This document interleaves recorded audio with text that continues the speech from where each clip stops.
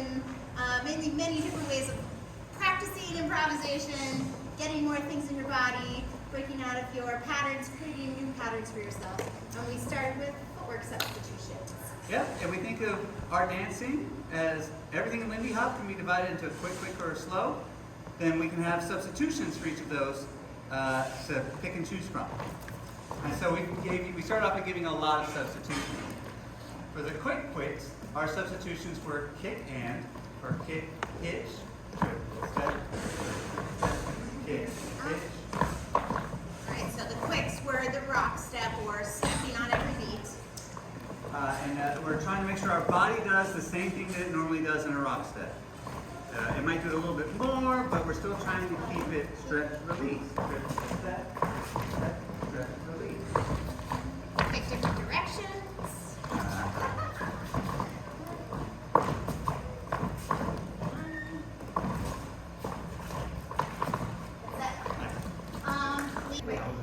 Yeah, so the other quick we did was a badam, which a 1 instead of 1, 2, 3, 4, 5, 6, a 1. 3, 4, 5, 6, a 1. We talked about making sure you're still using the buoyancy in your legs, you're relaxed so that this doesn't pause or get really tense. Looks like this together. So 1, 2, 3, 4, 5, 6, a 1. And 3, 4, 5, 6, a 1. 3, 4, 5, 6, a 1. 3, 4, 5, 6, a 1.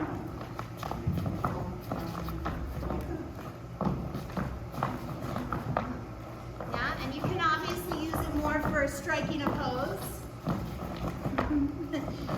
But you can also use it to flow.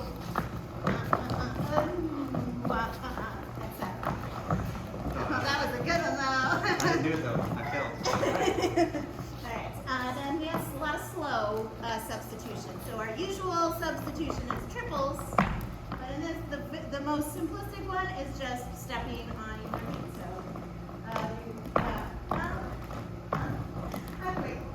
So, slow. Taking our time, making that weight change, keeping our pulse going.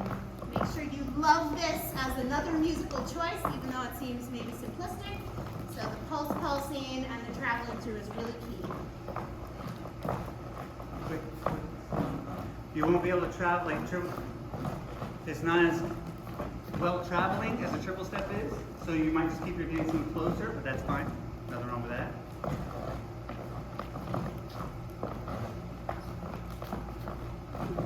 And then we did a tap step.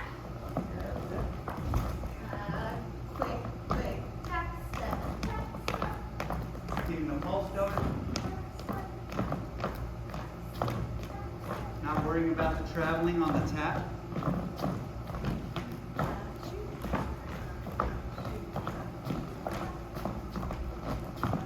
That can be more swingy.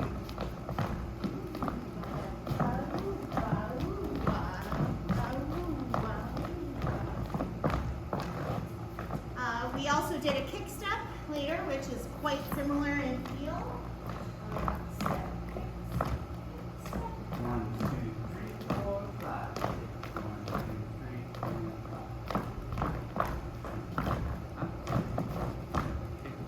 5. Kick.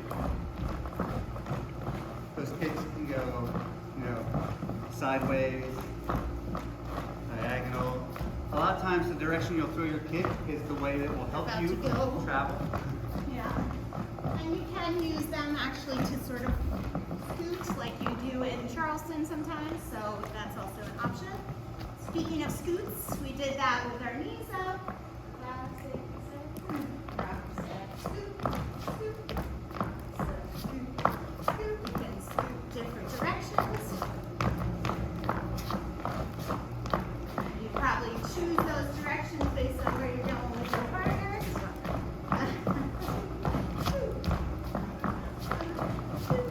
You can use it to make dramatic shapes, or you can just go with the flow.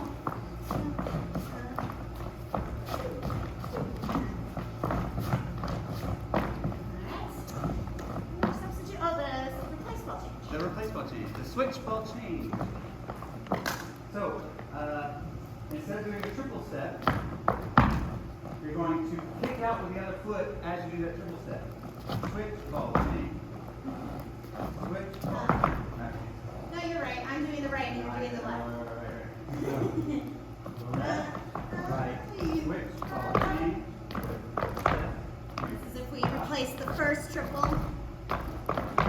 1, 2, 3, up, over. And then we can also replace the second triple. 3, 4, You can replace both triples.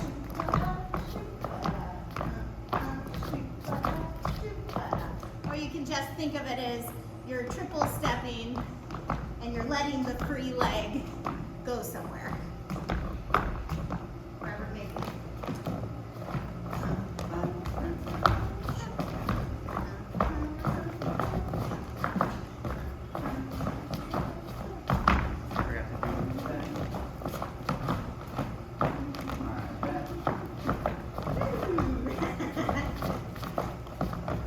Hard to do it some directions, but really, try it everywhere and see what you can make work.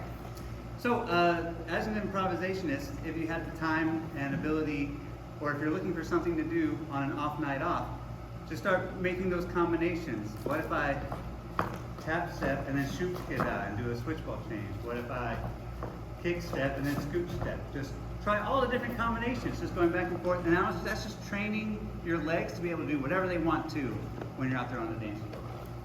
Then we switched to a different form of improvisation practice, and that one was going up the body and thinking of different origin points of your ideas. So we had used a relaxation exercise for our warm-ups today. We talked about strong ankles, flexible ankles, so then we did that as our origin of motion. We did soft springy knees, so then you can think of your knees as the origin of your idea.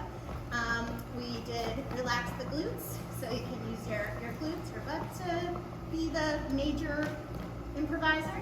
You can think about your torso, which we were talking about letting it move organically and groove, so that could be the origin point of some motion. We had said hanging shoulders.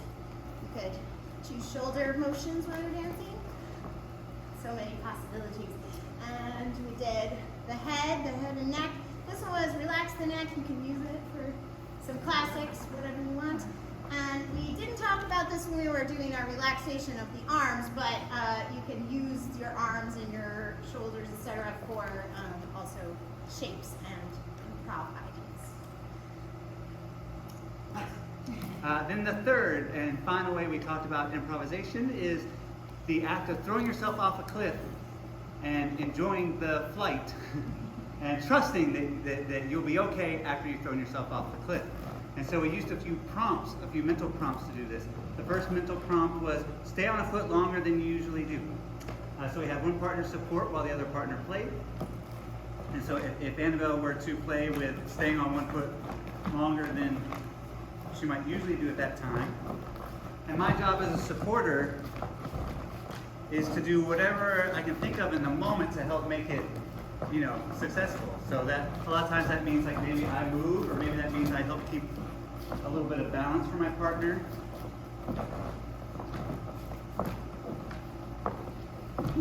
It's fun. Really fun.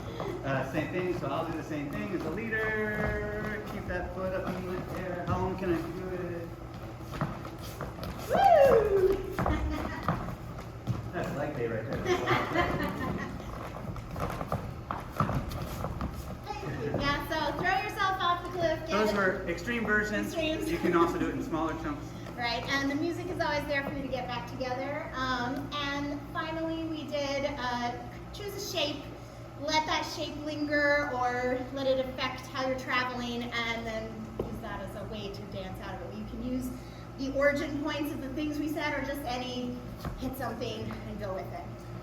For leaders, this can be pretty standard. Like as I'm dancing, I can just hit a shape. And then I'm just going to keep using that shape some way to help happen what happens next. For a follower, because you're traveling, it can be a little bit different. Right, that's why I tend to use like origin points of shapes. So like if I'm thinking maybe my hips are going to lead, maybe I'm going to lean into something like that. This is me thinking, oh, it's my foot. That's the shape leader. Yeah, so you can then continue traveling through the momentum if you're choosing a spot. All right. So many things to play with. I hope you have That's fun. everything. Great job, everybody.